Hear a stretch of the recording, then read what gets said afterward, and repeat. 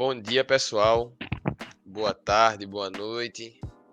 Quem vos fala é Matheus Vitor, integrante do grupo PEXT03, grupo composto por mim, por Leonardo, por Andressa, por Fernando, Orlando e José Lucas.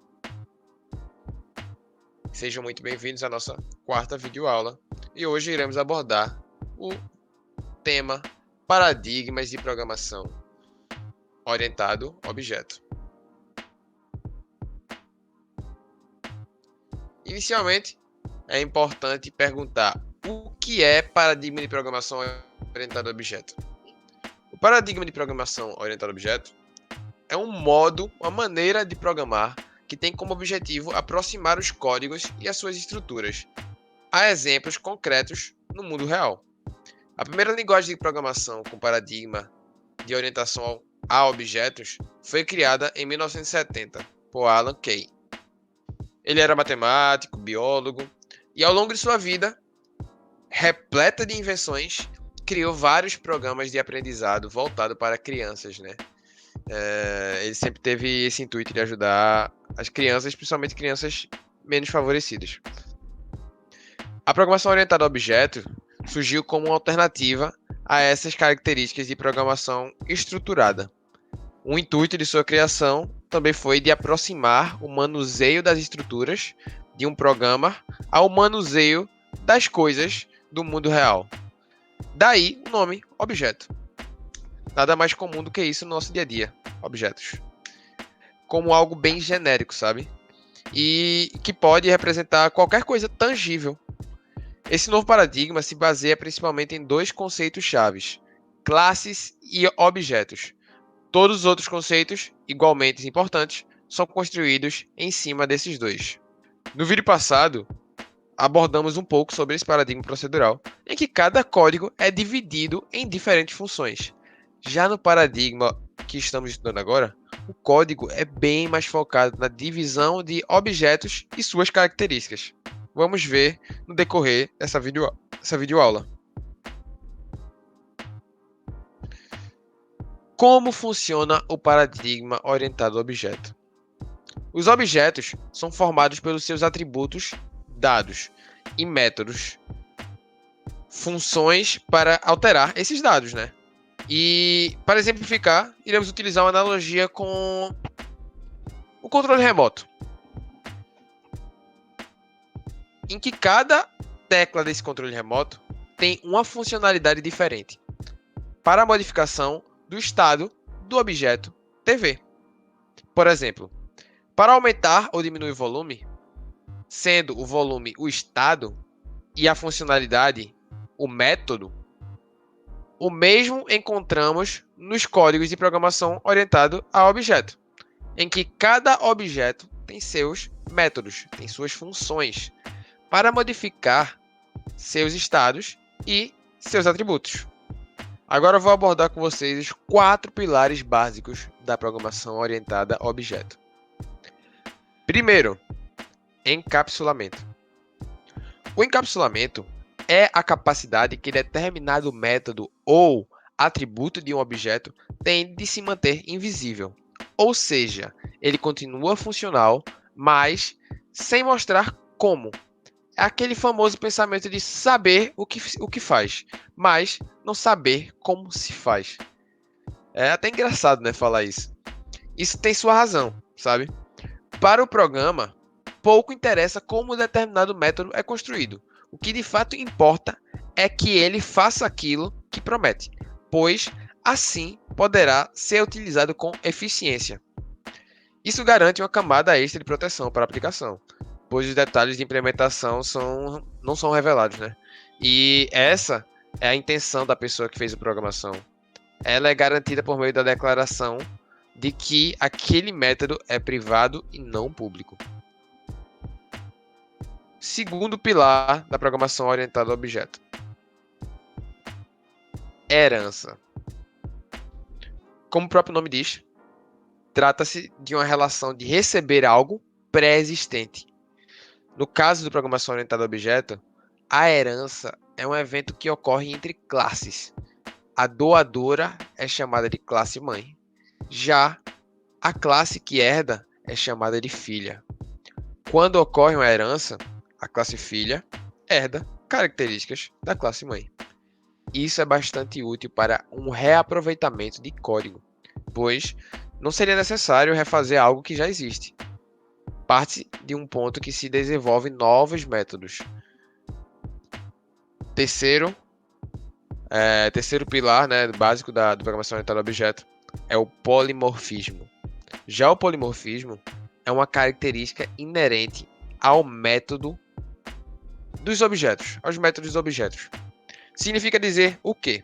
Significa dizer que em um método pode ser utilizado diferentes objetos de diferentes classes. Podemos imaginar esse tipo de exemplo ocorrendo no sistema bancário. Podemos visualizar assim: o extrato seria o método.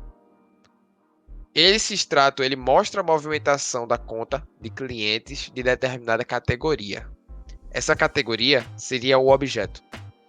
No entanto, pode-se usar esta funcionalidade para clientes no geral. Além disso, ele pode ser utilizado no sistema de outros bancos que seriam considerados classes. Quarto pilar, temos abstração, também chamada de interface ou template. Muitos simplificam sua explicação como sendo uma espécie de mistura de encapsulamento e polimorfismo.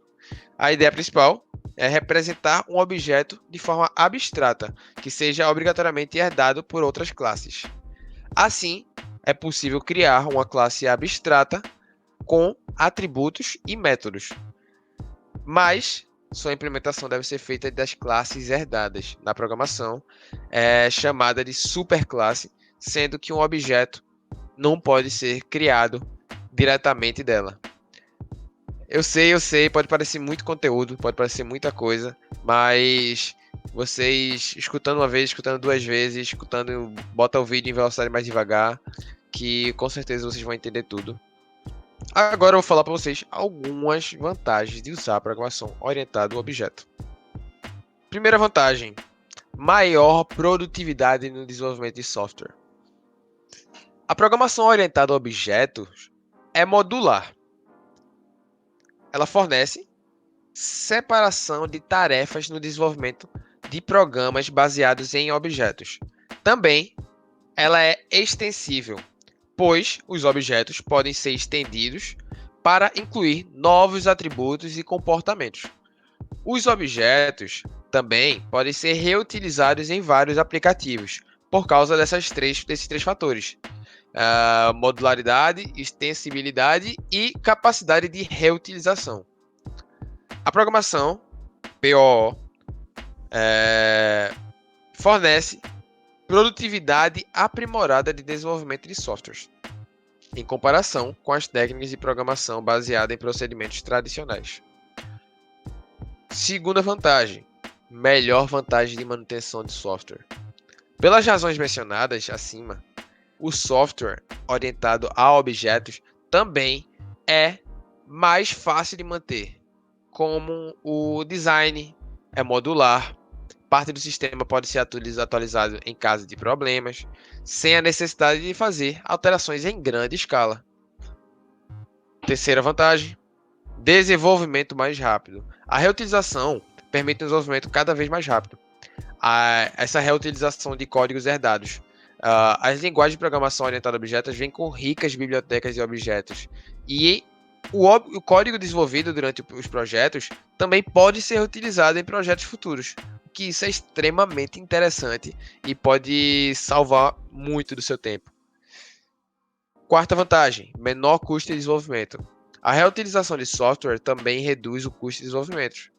Normalmente, mais esforço é colocado na análise e design orientado a objetos, o que reduz o custo geral de desenvolvimento. Quinta vantagem: software de alta qualidade. O desenvolvimento de software mais rápido e menor custo de desenvolvimento permite que mais tempo e recursos sejam usados na verificação do software, embora a qualidade dependa da experiência das equipes. A programação orientada a objeto tende a resultar em software de alta qualidade. Agora, vou falar algumas das desvantagens de usar a programação orientada a objeto. Primeira desvantagem: curva de aprendizado íngreme. O processo de pensamento envolvido na programação orientada a objeto pode não ser natural para algumas pessoas e pode levar algum tempo para se acostumar com ele. É complexo criar programas baseados na interação de objetos. Algumas das principais técnicas de programação, como herança e polimorfismo, podem ser bem difíceis de compreender inicialmente. Segunda, maior tamanho do programa. Programas orientados a objeto geralmente envolvem mais linhas de código do que os programas procedurais. Terceira, programas mais lentos. Os programas orientados a objetos são normalmente mais lentos do que o programa baseado em procedimentos, pois normalmente requerem mais instruções para ser executados.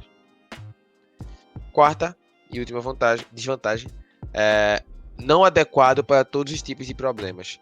Existem problemas que se adaptam bem ao estilo de programação funcional, estilo de programação lógica ou estilo de programação baseados em procedimentos.